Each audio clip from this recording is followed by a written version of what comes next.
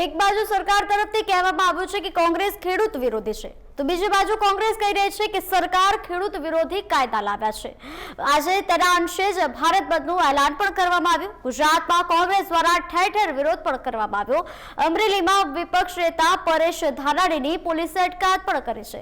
રાજકમલ ચોક પાસેથી પોલીસે ધાનાણીની અટકાયત કરી, તો વધુમાં અમરેલીમાં બંધને મિશ્ર પ્રતિસાદ પણ મળતો જોવા મળ્યો હતો। તો સવારના સમયે જ एक्टिवा लईने परेश धानाणी बजारो बंद करवा माटे अपील करवा माटे નીકળ્યા હતા, ત્યારે તેમની અટકાયત કરવામાં આવી છે।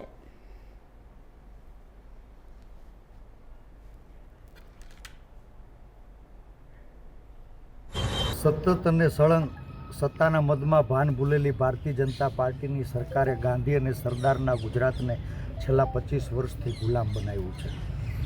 જ્યાં ખેડૂત આંદોલનથી દેશને આઝાદી મળી હતી, આજ દેશમાં જગતનો તાત ખુદ જીવવા માટે સંઘર્ષ કરી રહ્યો છે।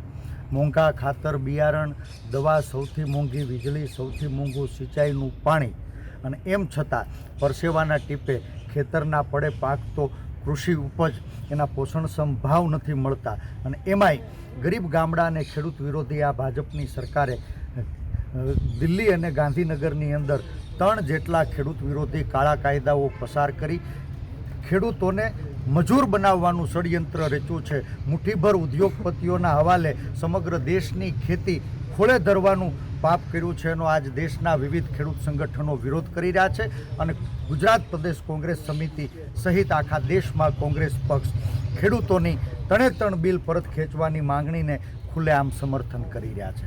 બંધનું એલાન આપનારાઓ ખેડૂતોના નામે ખેડૂતોના ખંભા ઉપર બંદૂક રાખીને પોતાના રાજકીય રોટલા શેકવા નીકળ્યા છે।